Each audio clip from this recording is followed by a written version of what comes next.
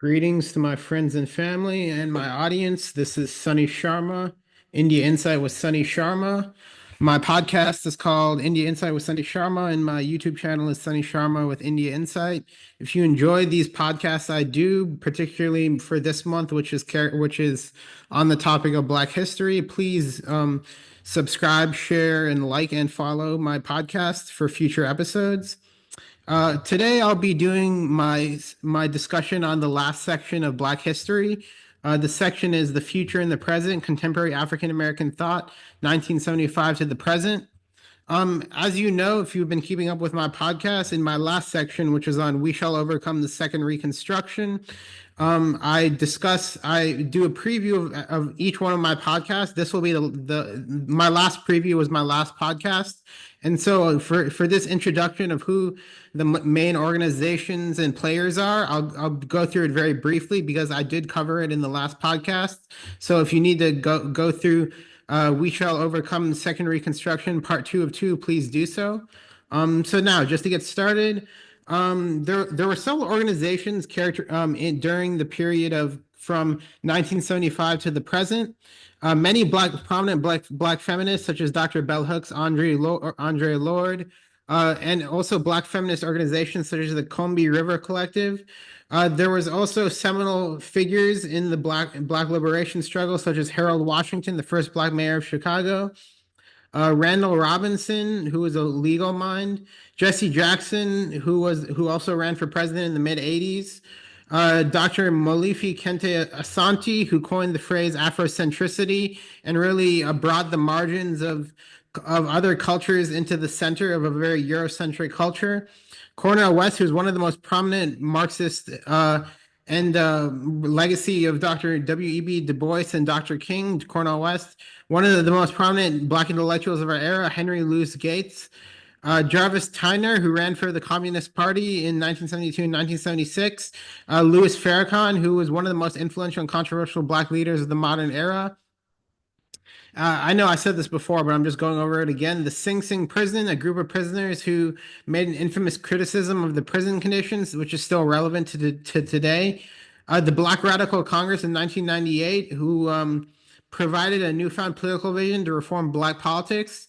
There was a rise in hip hop activism in the 1980s and 90s, which provided a serious critique of poverty, police brutality, mass incarceration, and felony disenfranchisement. There was a World Conference against racial discrimination in South Africa, a conference which the United States stepped away from. Spike Lee, one of the most prominent African-American directors of our era, who made a documentary film called A Requiem in 4 Acts. And I won't read this description about Obama because I said it in the previous podcast. Just if you want to look at it, go to the previous podcast. Now I'll begin with my discussion on 1975 to the present, contemporary African-American thought.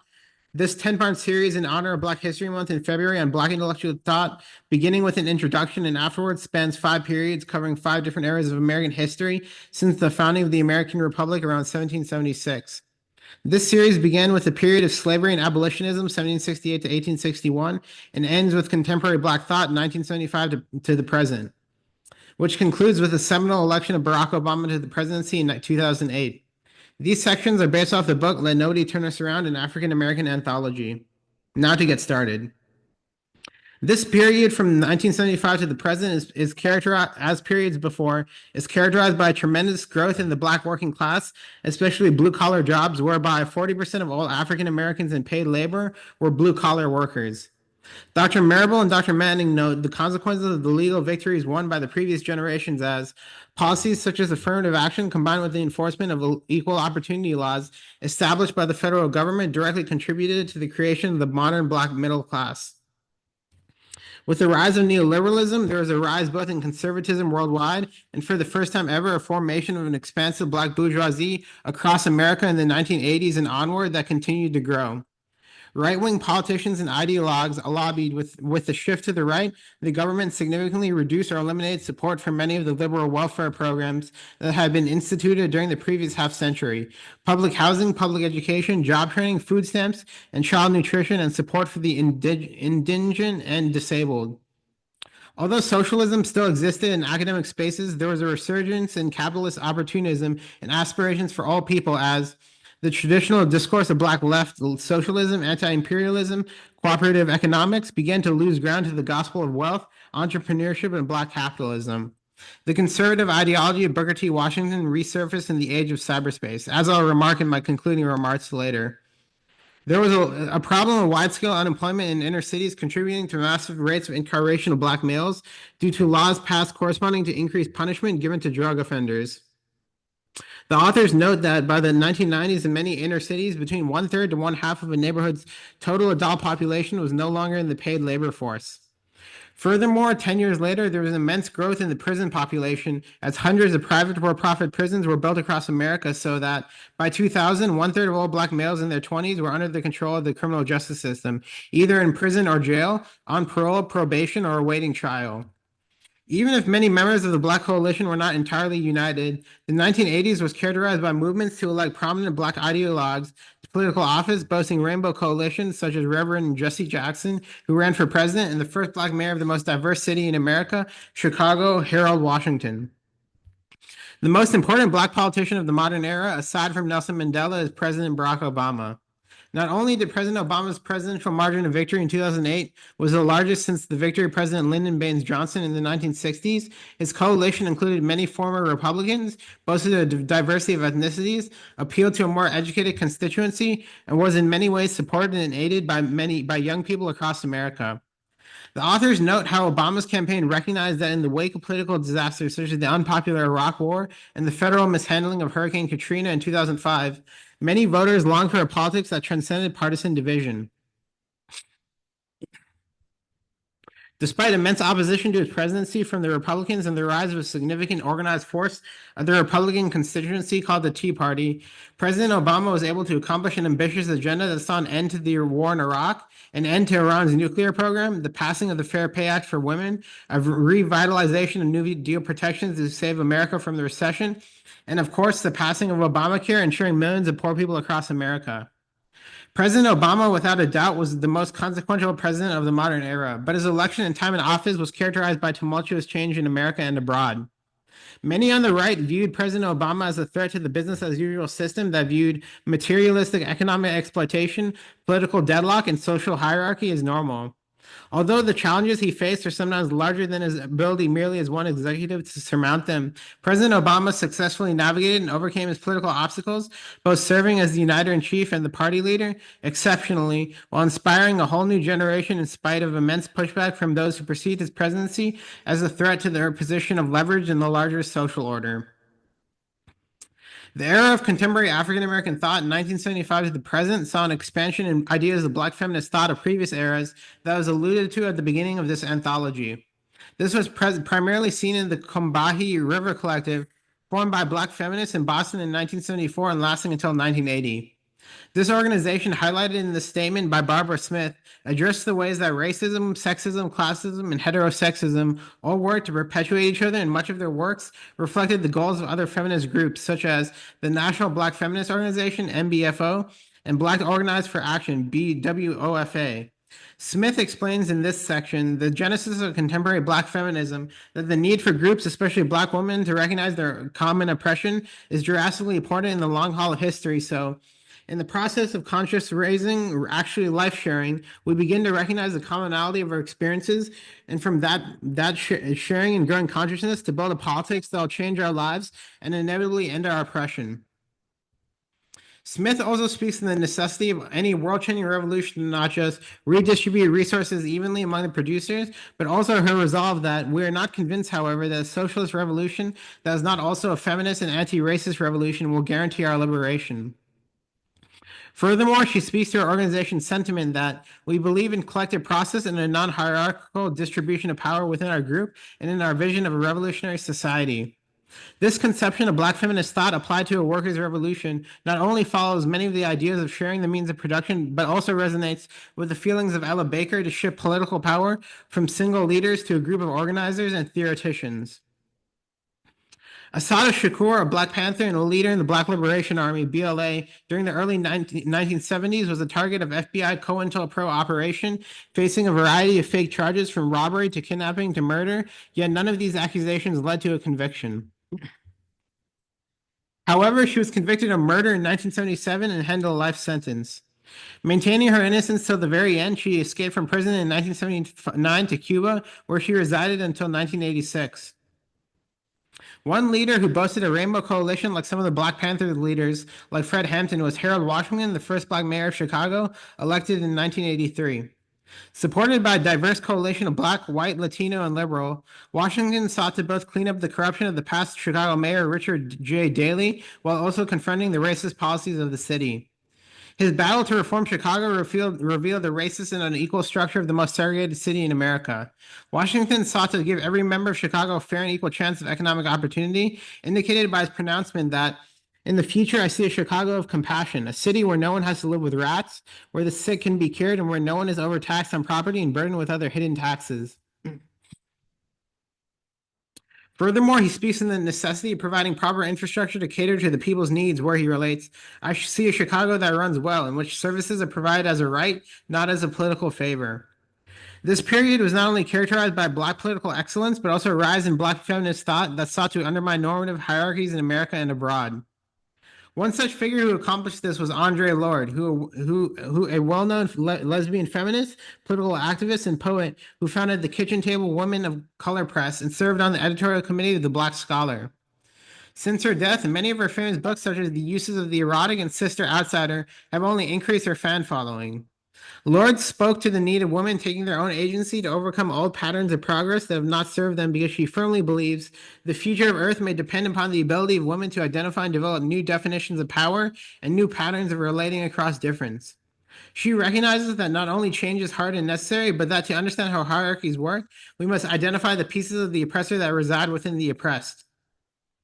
Another towering public intellectual, social critic, and professor and writer, Dr. Bell Hooks, dedicated her life to work on dismantling hierarchical structures, whether they're based on race, sex, or class. Nonetheless, with Dr. Hooks' scathing critique of a variety of class and race inequities, the single most heated international issue concerning unequal imperialistic domination was the perpetuation of the apartheid system in South Africa for nearly 4 decades. Randall Robinson, born in Richmond, Virginia, and earned a law degree from Harvard, was instrumental in coordinating Black opposition against the South African apartheid state as head of Trans-Africa, a Black American lobbying agency for Africa and the Caribbean. Throughout his life, he addressed numerous socioeconomic and political problems facing the Black diaspora, including poverty, crime, and the demand for Black reparations.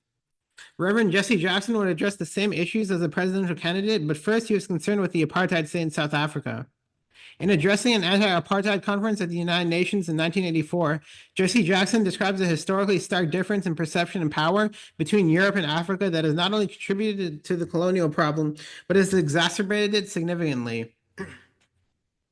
Europe, in our perception, has historically been a source of immigrants and culture, while Africa is perceived as a source of cheap labor and raw materials to be exploited for the benefit of a privileged class of European settlers.